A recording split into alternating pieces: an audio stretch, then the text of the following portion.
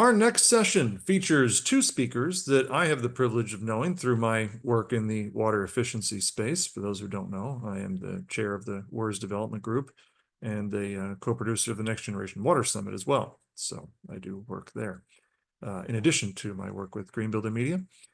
So our first speaker is Will Sarni. He is the practice lead for water and nature at Earth Finance. Now, prior to Water Foundry's acquisition by Earth Finance, Will served as the firm's founder and CEO. Before founding Water Foundry, he was a managing director at Deloitte Consulting, where he established and led the global water strategy practice.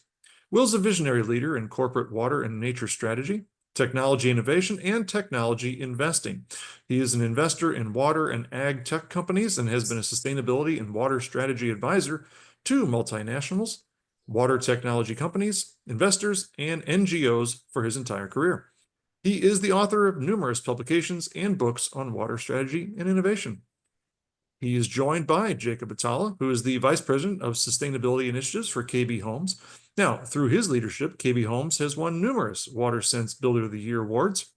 And Jacob and I have worked together on water efficiency policy matters, and we're going to see each other at the Next Generation Water Summit in just 5 short weeks. Now, their session is called Power, Water, and Survival, the race to keep the lights on and taps flowing. Now, Jacob is going to talk about how imperative it is for builders to conserve water and how doing so might just allow you to continue building, while Mr. Sarni will discuss tech and innovations that help us elevate our efficiency practices. Now, Jacob, we're going to start with you, sir. Well, thank you, Mike. It's a pleasure to be with everyone here today at this very important symposium. I want to just start by stating that for KB Home, the sustainability journey started in the year 2000. And since then, we've grown our initiatives. And last week, we published our 18th sustainability report.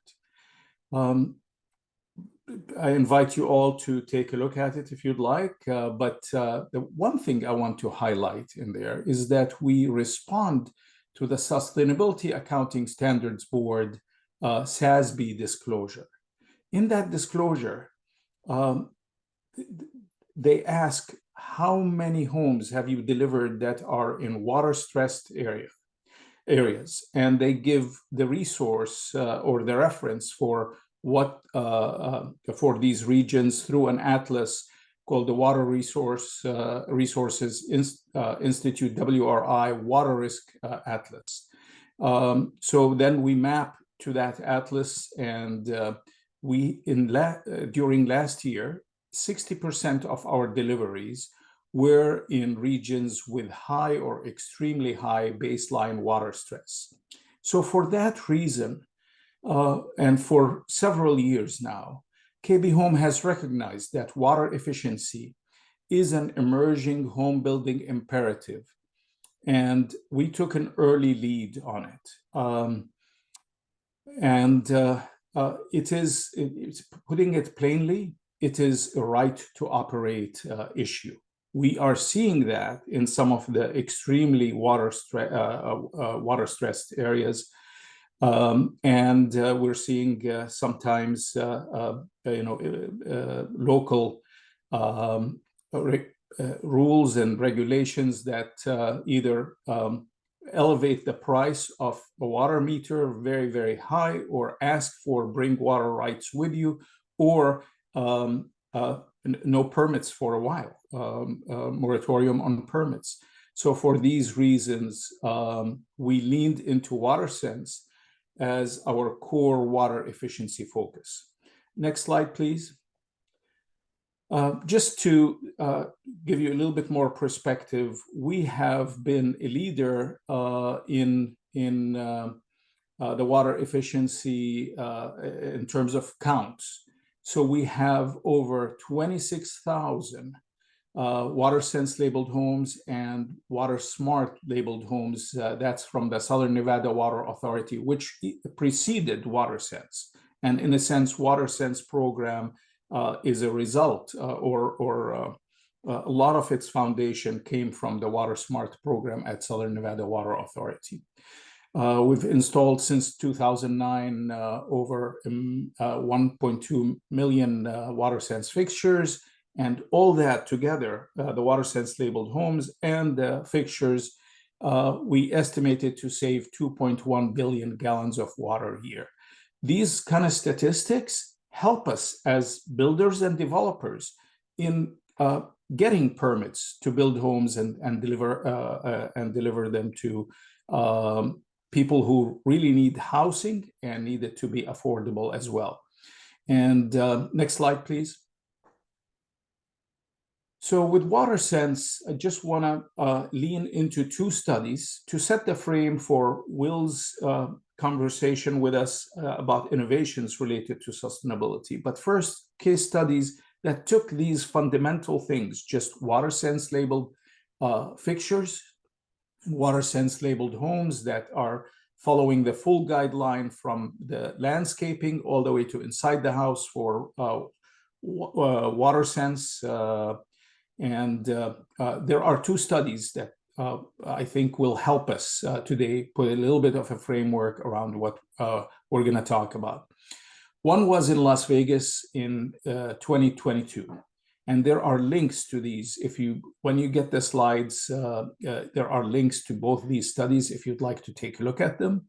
This study, the first one, was in Las Vegas. It was on homes already moved into operating, and they looked at the water bills, so the actual use of these homes with people living in them.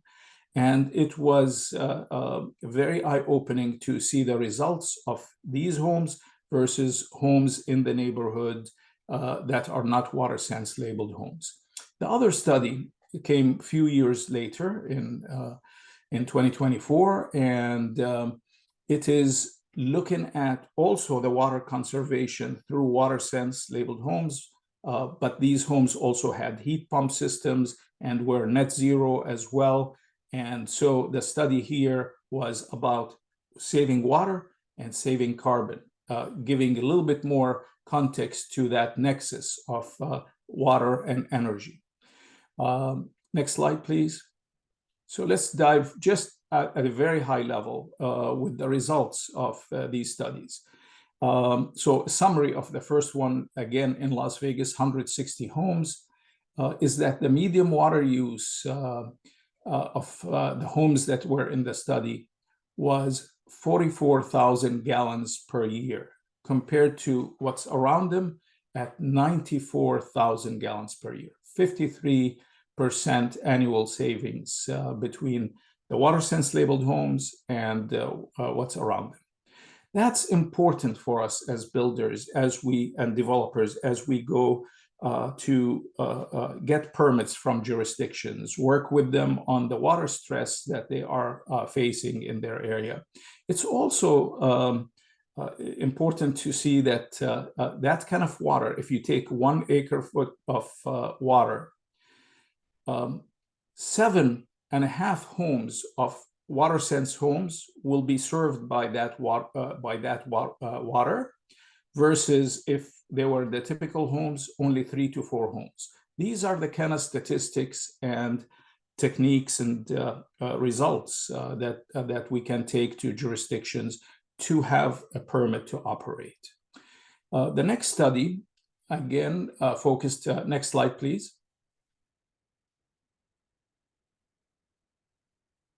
Focused on a community, two communities of KB Home in Southern California. These are called the connected communities. There were 2 communities in a DOE microgrid study.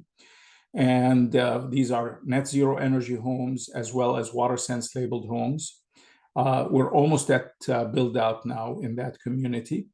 And again, with heat pump systems and all the efficiencies of the homes and the landscaping and all that, you see here some of the results for at build out at 219 homes. These are the projected results for water saving, energy savings, and carbon reductions.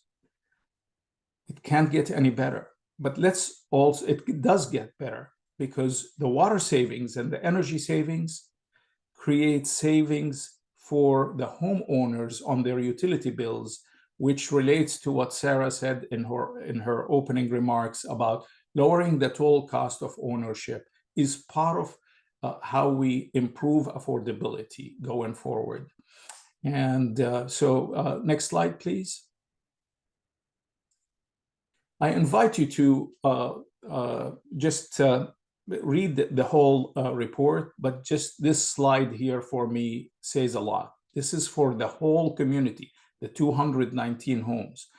If the community was not with net zero homes and without the water sense labeled homes, you see how much energy it would have used versus the column next to that in the left chart, how much this whole community uses, much less energy. And then the same with carbon emissions, way less carbon emissions. And as we continue to go forward and need to address the climate change imperative, these are the tools that we can use. Now, Will show us more about some innovations and other tools, and I'm excited about that. Next slide, please.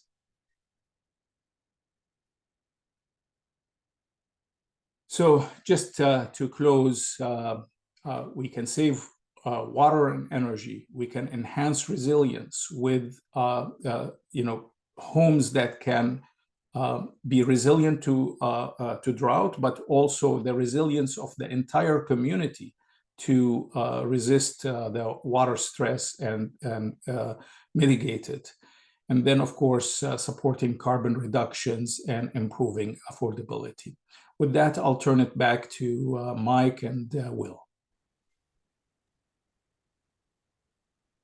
Thank you much, Jacob. Much appreciated, sir. And now we are going to pass it over to Will. Will's going to share a few slides with us, and then that will lead into interactive discussion with Jacob, Will, and Sarah. So, Will?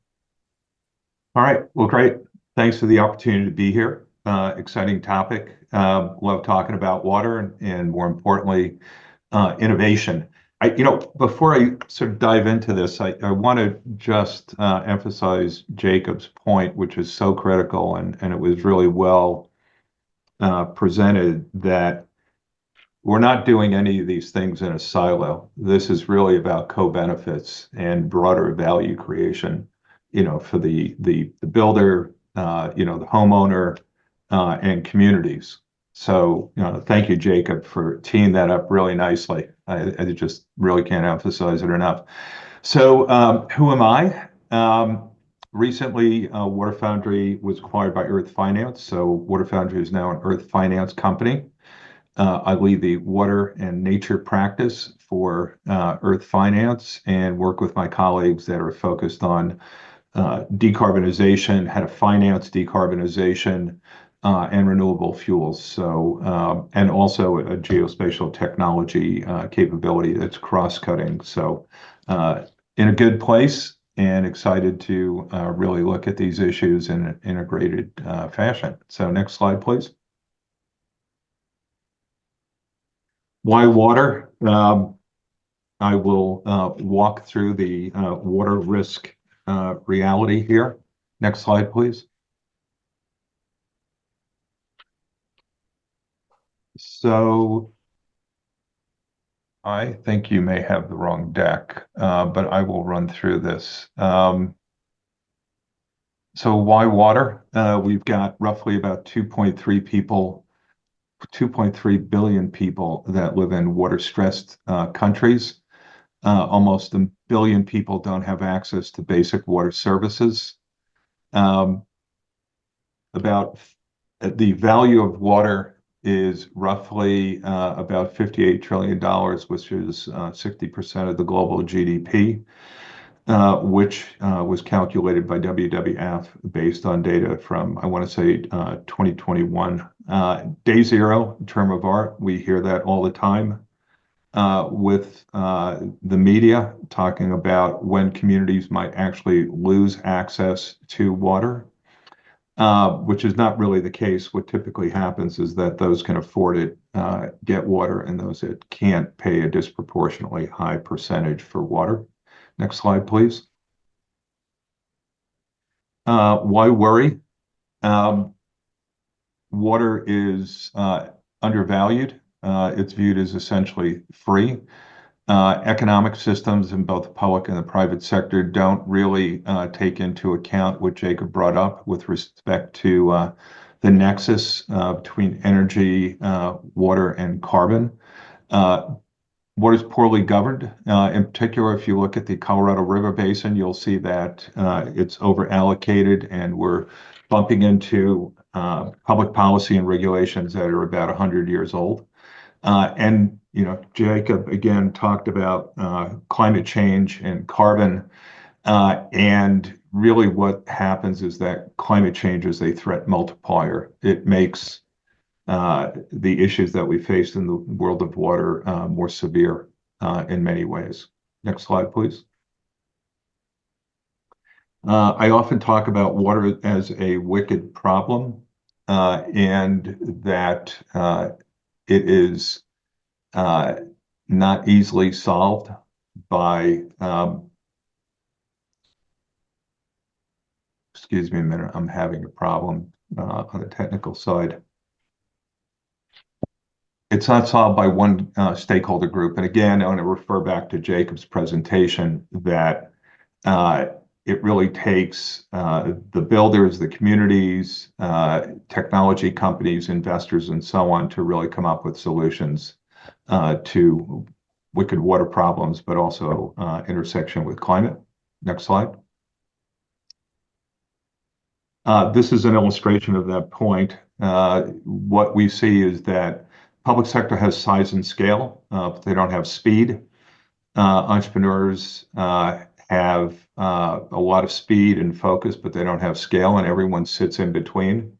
So if you look at the role of the private sector, they have the ability to really sort of bridge both ends of this, and that's incredibly powerful. And again, what builders are doing and what corporations are doing right now is incredibly significant in terms of building business ecosystems and actually driving change.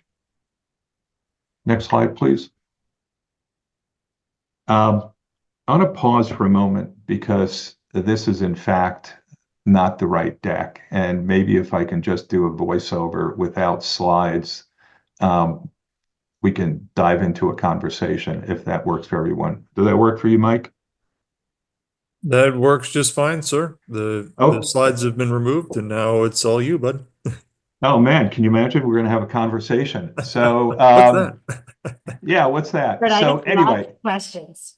When you're well, ready. let me just touch on a few things, Sarah, before we sort of open it up for questions. I want to just make a few key points.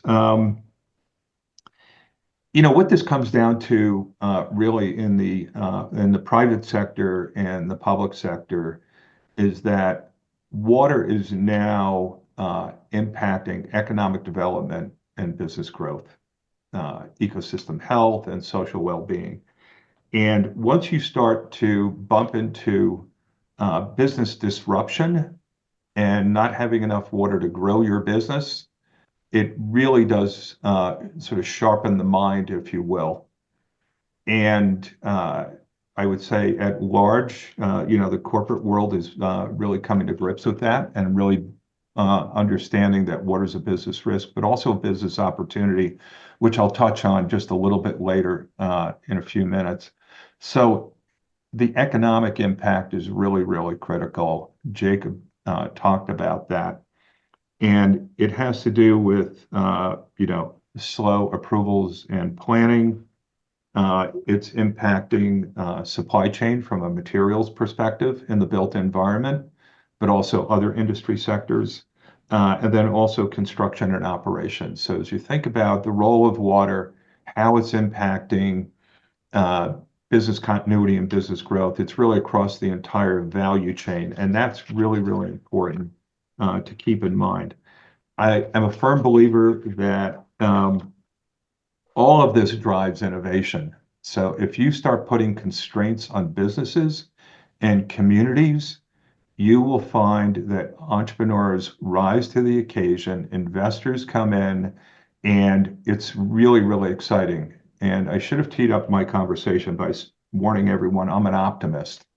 So all of this is a challenge, but we're really, really good in developing solutions and driving innovation in partnerships, business models, technology, and financing. So it's an exciting time to be in the world of water and how it intersects in the built environment. So what we're seeing in the marketplace, and I'm quite sure the attendees here and Jacob see the same, the design emergence of innovation with respect to low water materials, in the area of engineered timber and concrete. We're seeing the digital transformation, basically, the rise of digital technologies, essentially water intelligence. So, and Jacob touched on this with the WRI tool. Suddenly, we have the ability to harness satellite data, remote sensing, on-the-ground sensors to really understand what water risks we're facing, but more importantly, as a way to understand how to mitigate the risks. So a dollar invested where you can now quantify in the impact that you're having to get over that business disruption and a curve to business growth. In the built environment, there's so much interest right now in decentralized and extreme decentralized systems. So neighborhood scale treatment systems. Organica is a really good example of that. Gray water reuse in the built environment, both residential and commercial. An example is Hydroloop. So, we're moving away from very, very centralized systems to really hybrid systems where centralized water utilities are really coming to embrace extreme decentralized home systems and also neighborhood scale decentralized systems. And then alternative water sources. This is a big deal in my world right now.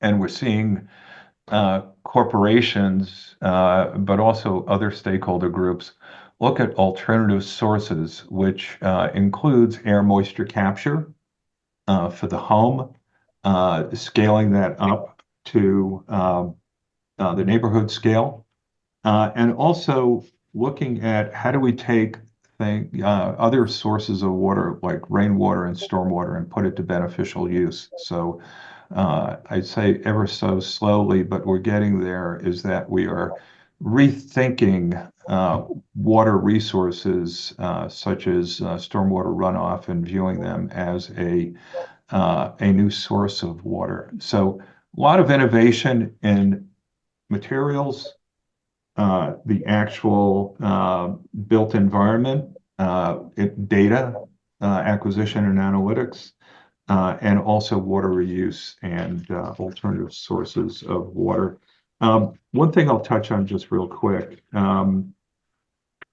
is that there's this intersection of what's going on in the corporate world with technology. Microsoft is a really good example. So Microsoft has a replenish water strategy. They have committed to offsetting, essentially, their water footprint in the built environment for them, their operations. And they are working directly now with water technology companies and other corporations to invest in technologies that drive water efficiency and drive water reuse. And those savings are accounted for in the Microsoft Replenish strategy. So, as this community begins to think about, well, what can we do different with respect to building an ecosystem and partnership, in addition to driving innovation and technology, there's a real appetite on the corporate side to start partnering in very, very different ways. And I find that really exciting and, of course, optimistic. So, Sarah, I'll leave it at that, and let's dive into questions. Wonderful. Well, Jacob and Will, thank you so much. My mind is exploding right now with all of the information that you just relayed, and I'm really excited to get into some questions. I do want to encourage attendees to put questions in the Q&A box in this session, not the lobby chat, but the Q&A box, please. We'll get to those in a little while. We've got about half an hour to cover questions. So, Jacob, I know we talked a lot about water, but I want to talk about power to the people, energy resilience, and microgrids. And then we'll get back into water. As we incorporate microgrids into residential communities, Jacob, what are the biggest barriers, technical, regulatory, or financial, to scaling these systems widely?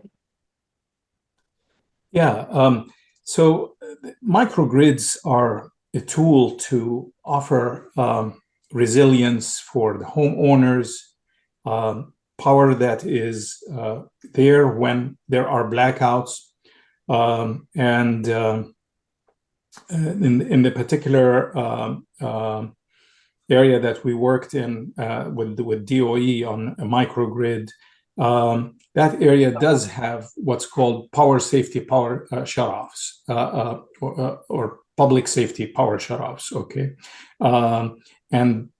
So having this kind of resilience and safety net for customers is important. Another layer is that when you combine that with solar generation and also local batteries in every house, you're really giving them reliable power and at a lower cost. So it's important for these factors. It's important because then also the utility, the grid itself, can start depending on these homes as resources for its stability. And that is the reason why microgrids should be done in collaboration with utilities, rather than set the utilities on the side and say this is just an island on its own. In my opinion, it's the success of the KB Home project pilot is because we partnered with Southern California Edison and working with them hand in hand, and they're using or they're looking at this community as an edge resource for them on their grid. So it ends up being not just good for the homeowner or the community, but the overall Southern California community as well. And what's important is the collaboration. Thanks, Jacob. Now, Will, you are recognized as an internationally esteemed water expert, and I'm just so pleased to have you here with us today.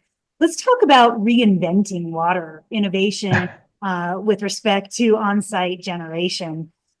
On-site water generation is still in its early stages, but what technologies are showing the most promise? And how close are we to making these decentralized water systems economically viable for homes and buildings? It feels like with microgrids, we are very close to having on-site power generation systems at scale and that are economically viable. So how far behind are these water solutions? Well, I'd say innovation in water tech and adoption definitely lags behind energy. There's no question about that. There are lessons to be learned from how the energy sector has scaled at the residential and commercial and neighborhood scale. But yeah, so that the technologies are there. The pushback is, well, the water is more expensive.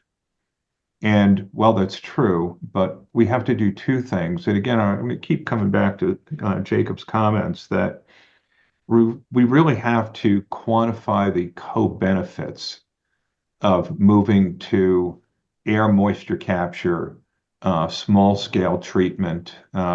Centralized systems are costly from a CapEx perspective and an O&M perspective. So we need to stack those benefits, and then we also need to really understand that if you don't have water, then you can't build homes, commercial properties, whatever it may be. So what's the cost of not having access to water, coupled with Jacob's points about co-benefits? I find air moisture capture to be really a very, very interesting technology category. So you have companies like Source that have done a very good job. It's off-grid technology, so it don't have to plug it in. You know, really elegant applications in the built environment, you know, small scale, 2 to 3 panels, but also the ability to set up arrays, essentially like solar arrays.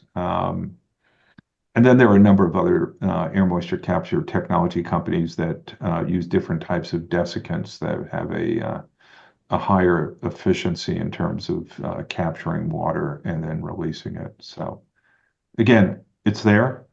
We just need to think differently about it. As a quick follow-up question, Will, what about developments in water recycling and desalination technology, and what's happening to make those processes less energy intensive and more sustainable? Yeah, absolutely. You know, I would say in general, everyone gravitates toward desal, which means, you know, that you need a source of water to desalinate, either at scale, which is typically, you know, ocean, but we also need to really consider brackish groundwater. And what's happening with respect to groundwater is that we're essentially mining it, so we're pumping it out faster than it can recharge. So, you know, it means that you just have to go deeper and deeper. There's a higher energy cost associated with pumping, and it's highly mineralized. So you need to desalinate that water.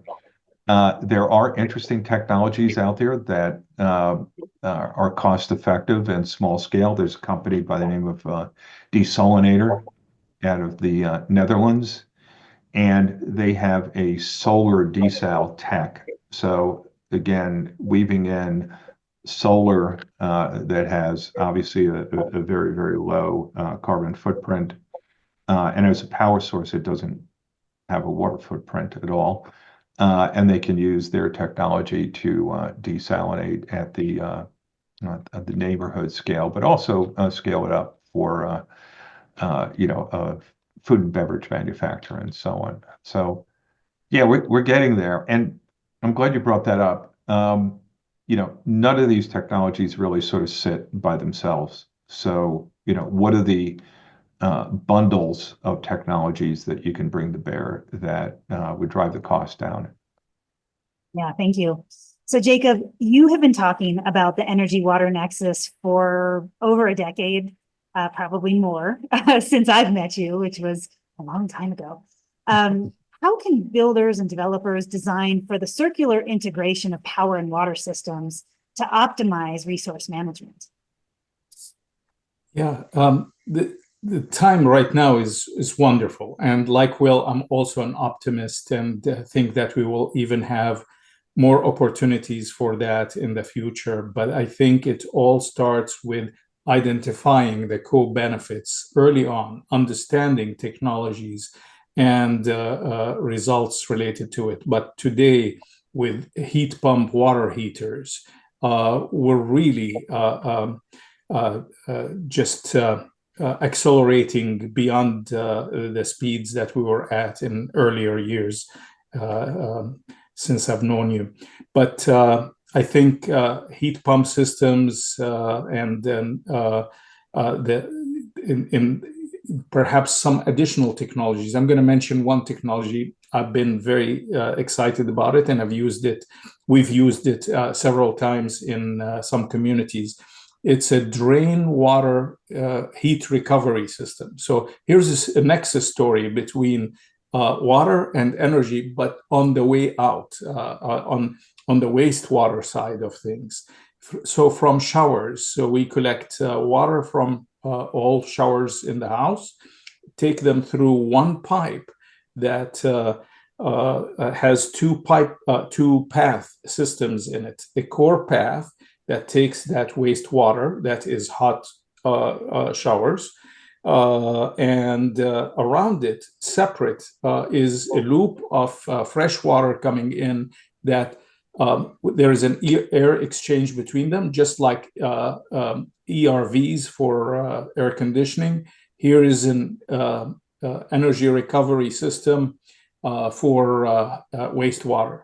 And again, when you understand, you go through technologies, understand them, rate them, qualify them for viability in our developments, then it's easy to stack the co-benefits and find a path, an economic path to deliver them to a homeowner.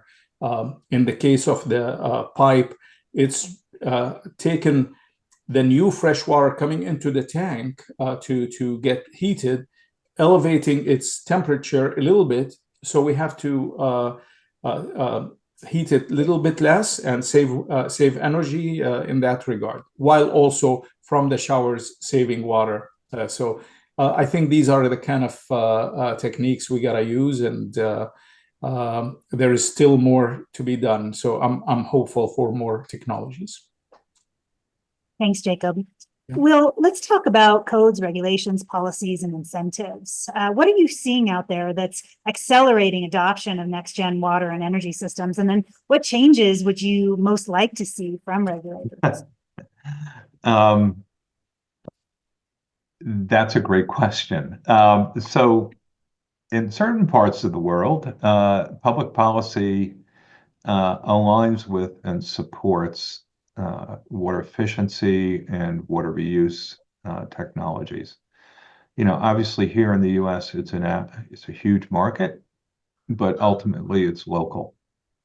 So we are beginning to see state regulations, city regulations changing, primarily because it gets down to how do we do more with less water, and a recognition that you start with water efficiency and then you start to think about water reuse. So, certainly California, and I would say Arizona, Florida are really interesting states in terms of moving regulations to a place that promotes water reuse at the local level. And it's, again, driven by the economic realities of, if you want to build because people want to be in your state, then you need to start being creative and really start to think beyond, the status quo, the installed base, which is,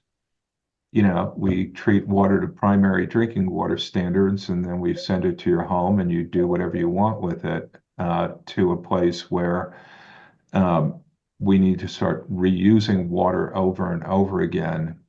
There's certainly technical limits on that, but you can definitely use water more than once before you throw it away. So I look to, really local communities, some selected states that are leading on this issue to facilitate technology adoption.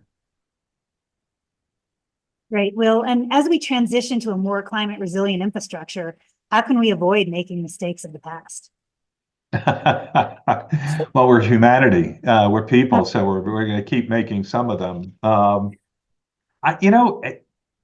That's a great point. I believe that one of the things we need to do, and this was supported in a report that came out a few weeks ago by GlobeScan and WWF. I'll send you the link, Sarah. We need to talk about these issues differently. We can't have sort of geeky conversations in a silo. We have to use language that the layperson understands and make it very, very approachable. So I believe if we can do that, we'll get greater buy-in and adoption. And I would say even with respect to regulators understanding that the status quo really is not going to cut it anymore. So I believe that's how we get to a more sustainable and resilient place in the built environment, but really for every industry sector right now. So I guess if I had to use one word, I would say language. I think that is so true and astute in so many ways throughout the entire sustainability and decarbonization conversation. We have to shift it from being a problem and an obstacle to an opportunity. So Jacob, along those lines, looking ahead, if we're going to create truly sustainable communities that limit resource use and carbon emissions, what are three-ish must-haves with respect to water, power, and waste? Before I go there, Sarah, if you would allow me, I just would like to highlight a particular location, Tucson, for a minute and talk about how the EPA studies that were done, and I highlighted them, really influence things in terms of how jurisdictions and water districts are addressing the water situation. Think about Phoenix. We have in Phoenix now in some locations a requirement. If you want permits, you must build water sense labeled homes. So it's that must build with water sense approach. In Tucson, they looked at the study that said that the homes save 55% water compared to a home that doesn't have water sense, and said that's water that remains in our aquifer. And what's the value of that water in the aquifer? How much less energy are we using to just keep it there rather than pump it and treat it and move it and all that kind of stuff? And they came to a decision that they want to incentivize builders rather than you must. It's incentivize builders to build water sense labeled homes, and gave an incentive of $1,000 per home if it's a water sense labeled home. That's, again, the value of the water that remained in their aquifer and all the avoided costs. So I think that's important there for consideration as how should we as society deal with this matter. Of course, builders always respond better to incentives, but I think we also respond very well to technology. So going forward, look, resilience is very important. We're all talking about adaptation and resilience. And with water and energy together, you do a lot of that. You're creating homes that are resilient to droughts, front lawns that are not all grass, and then all of a sudden during water restrictions, they become brown and the whole curb appeal of the neighborhood goes out the window. Resilience for the community itself, for the economics of the community are involved as well here. But then on energy, resilience with blackouts, grid instabilities, again, I will say are important. And the latest resilience that KB Home recently piloted, and again, we do these pilots to learn from them so that we would know what to do in the future, is resilience against wildfires. So we have the first in the nation wildfire prepared neighborhood in Escondido, Southern California.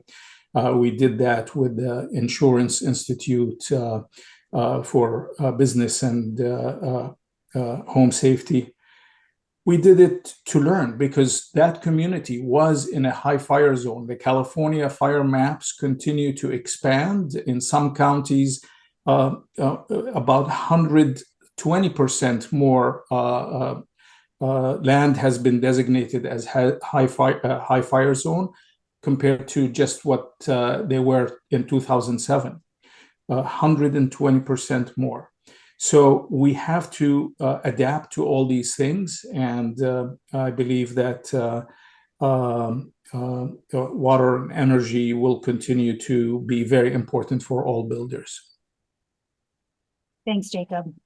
Will, paint a picture of a home or a community that really optimizes the energy water nexus in a decade from now. And one of the questions that was in the Q&A, I'm going to tie this in.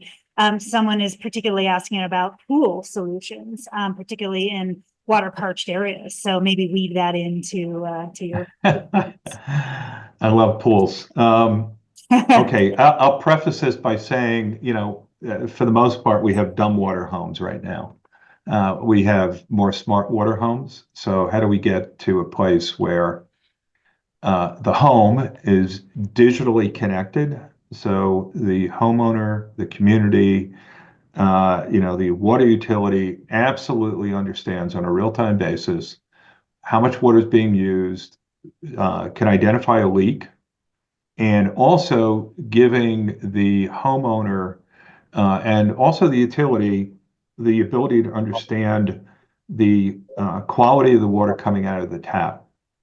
Because historically, well, and I believe we're still there for the most part, the resident, the consumer, does not know on a real-time basis the quality of the water until they maybe get a boil advisory or something like that. So digital transformation, absolutely critical. I see a community in the next 10 years getting water from a utility, maybe a potential, a centralized utility that is not of drinking water quality, but it is treated to some quality that can be used for just general purposes, like, flushing your toilet, or if you have a lawn, doing that. And in the home, you would have a treatment system that would treat it to drinking water standards. So you don't have to treat water to drinking water standards and flush your toilets with it. You need water of the appropriate quality, and then can have a localized system that would treat to very specific needs. Certainly, water reuse in the home, gray water reuse is the first step in that. So think about extreme decentralized technologies that are treating gray water for other uses. And then, at the neighborhood scale, or even at the individual home scale, alternative sources. And again, I'll keep going back to air moisture capture as a technology category, where you would get a percentage of your water, let's say drinking water from air, that'll be enough for your home. And then there's all sorts of things that you could do at the neighborhood scale to, essentially create water treatment systems that are not centralized. And I keep coming back to Organica because it's very cool. They use constructed wetlands and greenhouses to treat water the way nature does it. So anyway, for me, I would move into a community like that. With respect to pools, I'm not sure that I have a really good answer, but I'm happy to follow up on that one. Pools are important. Water is important. So I think it might just come down to, how do you take water and reuse it, treat it, and also rainwater capture. That's really, for the most part, an untapped resource, and also stormwater runoff at the neighborhood scale. Thanks, Will. Jacob, do you want to weigh in on the home or community that optimizes the energy water nexus in a decade from now, as well as the pool related question? Yeah, I think the digital transformation that Will highlighted is very important. From monitoring the water quality to also just giving awareness for the homeowner or household. What's their consumption, how they can solve for some of these efficiency issues. But I think that the community of the future is already here now. I think we have the tools to create that, enhance that nexus between energy and water with the heat pump systems. We need to continue to lean in heat pump systems. Recently, we supported and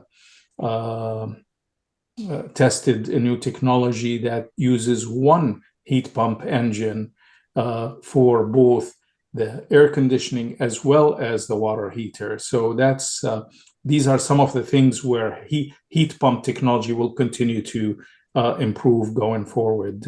But I think that we're here, and we just need to continue to take it forward with the digital transformation, as Will talked about. Right. Just a couple final questions before we wrap things up. Jacob, how do we make sure that cutting edge energy and water solutions don't just end up in luxury homes, but actually serve the homeowners and communities that need them most? And this ties into a question also that was in the Q&A about especially low-income communities in areas that actually have too much water, where they're seeing a lot of challenges with respect to stormwater management and capturing water. So how do we ensure that these solutions are, we'll say, democratized over, all price points and strata of homes? The cost of water conservation is the lowest when it is at new construction. We just can do the simplest of things to get a lot of impact on water conservation, energy efficiency, and also carbon reductions. So that's the lowest cost, and that's where builders and developers need to start.